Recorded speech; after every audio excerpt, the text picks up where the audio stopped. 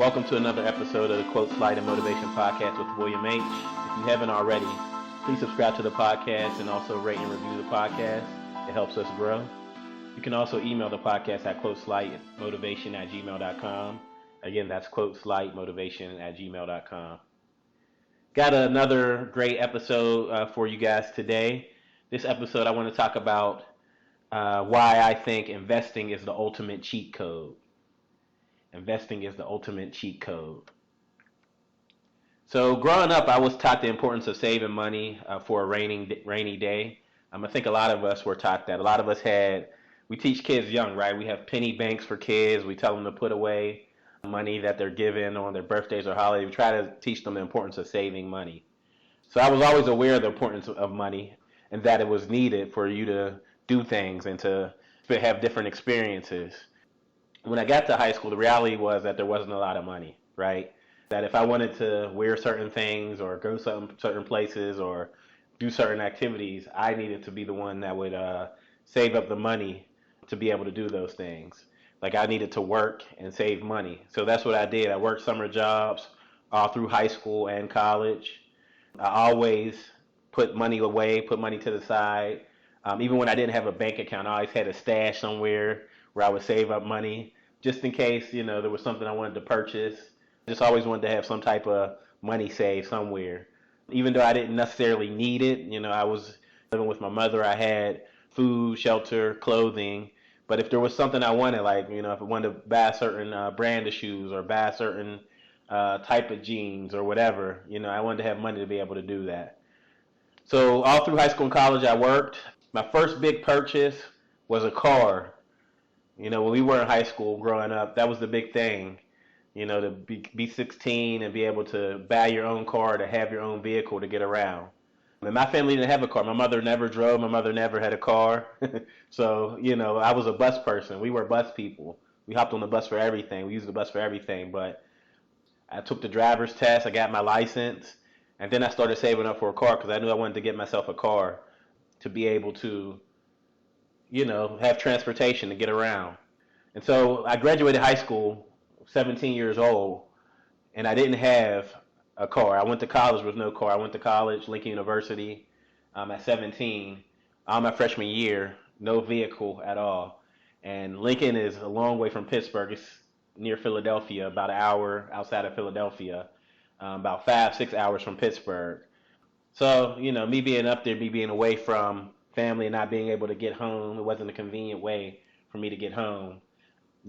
Where Lincoln's located, it's like in the middle of the woods. That's what we say, because there's like nothing there. You go out there, you're like in Amish country, and then all of a sudden there's this HBCU in the middle of Amish country. So there was no easy way to get to the Greyhound station, no easy way to get transportation home, and that kind of taught me the importance of having a vehicle. Just being up there, not being able to move around, not being able to go anywhere, having to wait until like major holidays for someone to come pick me up, to bring me back home, like Thanksgiving or Christmas break and so forth. It kind of lit a fire in me that I wanted to have my own car. I had my license, but I didn't have my own vehicle. So by the time freshman year ended at Lincoln University, I was like, I'm getting me a car this summer one way or another. So I found me a car. It's a 1992 Chevy Blazer. I paid $1,500 to purchase the car in the summer of 2003. Having the car taught me responsibility. It made me have to be aware of oil changes and gas and insurance and, responsibility of taking care of it, of, getting it washed or whatever, keeping it clean, all that type of stuff that I never had to worry about in the past. And then any major repairs as well. Anything that happened with that car, it was my responsibility to take care of. It wasn't my mother's responsibility. It was my responsibility. So, it was all about, for me, having money saved in case things happen with that car. And I really didn't learn about investing. So all throughout my youth and into college, I didn't really know much about investing. I didn't really know much about the stock market as far as investing in stocks and things like that. And I really didn't get the opportunity to learn about investing until I got my first job. And I was auto-enrolled into a 401k plan. And I didn't know exactly what a 401k plan or what it meant. But I came to find out 401k plan was a retirement savings plan that, the employers offer. It can give you a tax break. You can do a pre-tax 401k, or you can do a post-tax, which they call a Roth 401k, which is, you're taking money out of every paycheck, a certain percentage that you set to put towards your retirement, and they invested in stocks. So I didn't really know about it until, like I said, I got my first job. So I started to learn about stocks and the stock market from there, just being invested in a 401k, investing a certain percentage. I think it was the auto enrollment was like 3% or 4% of my money into every pay period into this 401k plan. Like I said, I started to learn about the stock market from there, from being auto enrolled into that 401k plan. And then I found out that my company did profit sharing. So what is profit sharing? Profit sharing is another benefit that some employers offer where if they have stocks that are in the New York Stock Exchange, they will offer their employees the opportunity to purchase these stocks at usually a discounted rate, or they'll even give sometimes some employers give stocks for free, depending on your level. But there's usually some type of discounted rate at which you can purchase these stocks. So with my company, it was a 15% profit sharing where I can purchase my company's stock on the New York Stock Exchange at a 15% discount from the current price on the New York Stock Exchange. So when I found out about that, I was like, why? I was like, I'll give it a shot. Why not? I'll give it a shot. I'll see, at the very least I can buy it and then sell it a week after I buy it if I need the money. So I started to get involved in that. And that really kind of opened my eyes to, the way that your stocks can grow. At the time, my company's stock was probably $20 or $30 on the New York Stock Exchange. And now my company's stock is like $300 or something ridiculous. And when I think about it now, it's like I wish I would have never sold any of the stocks that I ever purchased in that profit sharing program. But it's kind of like you live and you learn. The reality of the matter is that investing in the stock market carries risk, but when approached with discipline, it's one of the most efficient ways to build up your net worth. Although, home purchase is important and the value of home can account for a lot of the net worth for the average person, most affluent and very rich people have the majority of their wealth invested in stocks. And a very big key to making money in the stock market is time.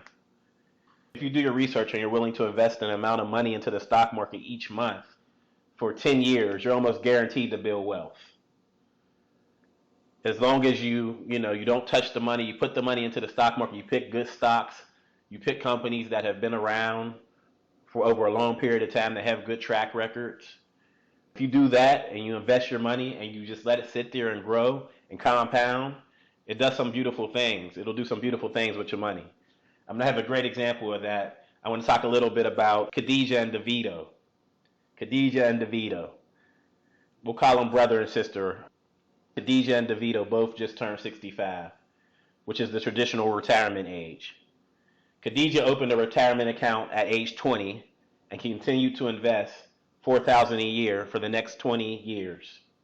At 40, she decided to stop contributing additional funds and simply let the money grow tax-free in a retirement account.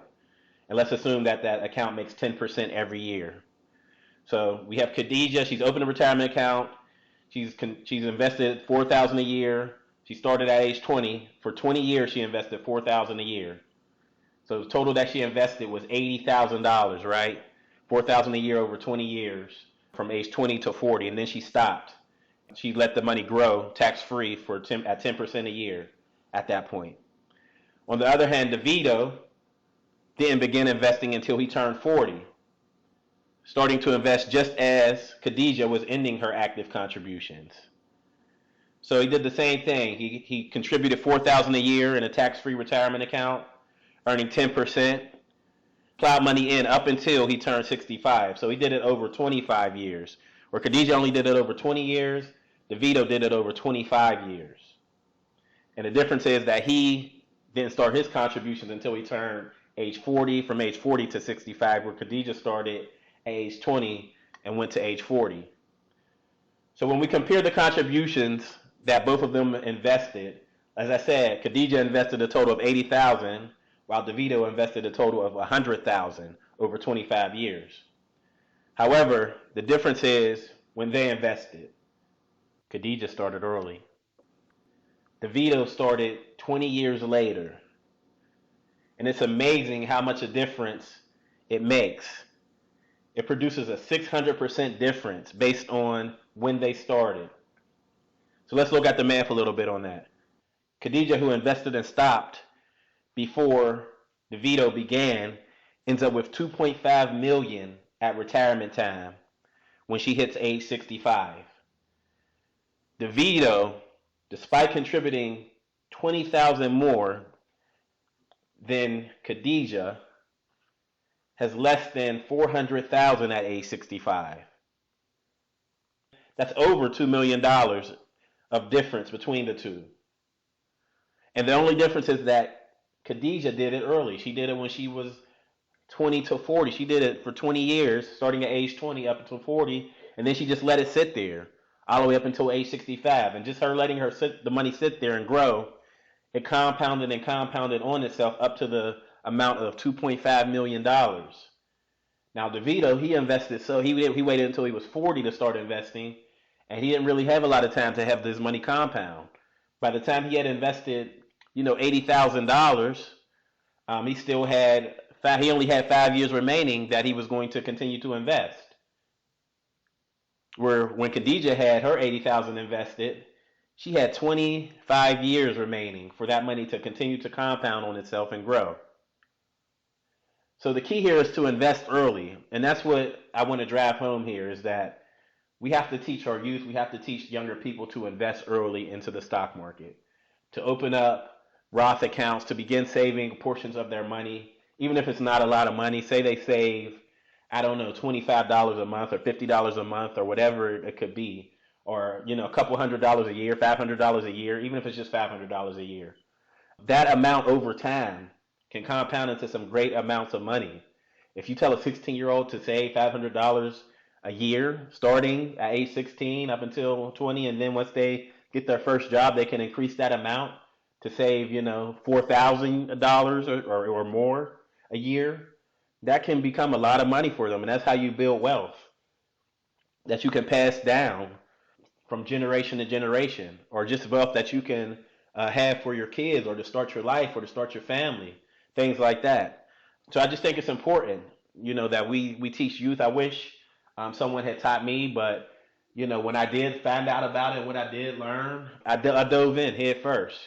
I started contributing. I found out my employer did a company match up to 6%. So that means if I contribute 6% of my salary to my retirement account, my employer will give me another 6%. That's free money. A lot of these employers do that. A lot of these employers have matches up to a certain amount. Some do 100% matches, which is amazing to me. It's like you're doubling your money. If you put $10,000 into a retirement account and your employer does 100% match, you get another $10,000. That doesn't even account for the interest you're going to gain every year and how much it could grow just from compounding on itself. So it's important, that we teach our youth, we teach the kids about investing and the importance of investing into the stock market and into crypto and things like that. I mean, I know it's scary, it's new, it's different, but we got to be willing to be a little bit uncomfortable to learn these things and to grow and to make changes in our family trees. One of the things that a lot of people worry about is, well, can I lose money? Sure, you can lose money. You can lose money in the stock market. Of course you can. You could cash out on your investments during a downturn. So there's times where the stock market crashes. And these are times that you don't want to take your money out.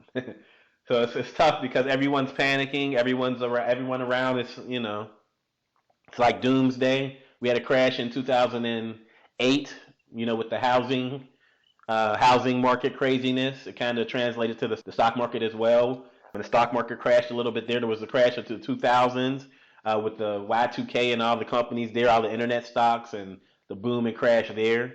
And even with coronavirus, with COVID, the stock market been a little bit of a roller coaster ride over the last year.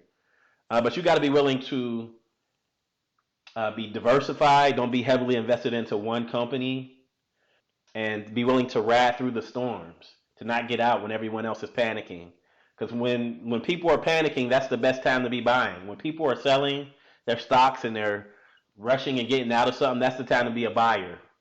When the stock market is dropping and the stocks are on sale, as they say, that's the time you want to purchase, because if you purchase a good company and you feel good about the company, you do your research and you feel good that the company is going to recover, that's the perfect time to invest and make some good money.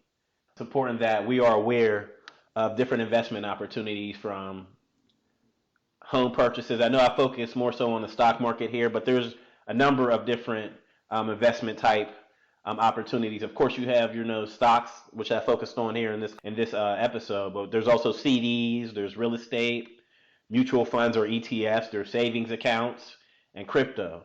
And I think a lot of people do savings accounts, right? But savings accounts don't give you a good return. Savings accounts, many of them don't even give you 1%. A lot of them give you 0.1% or a 0.5% or something like that, and it's not even worth the return you're getting is not going to make a huge difference in your life. The return you're getting is such a small amount that it's like, where else can I put my money to have an opportunity for it to grow and to compound on itself? And I think the stock market is a great opportunity for that. And it's just like anything else, you got to put the time in to learn as much as you can about it, right?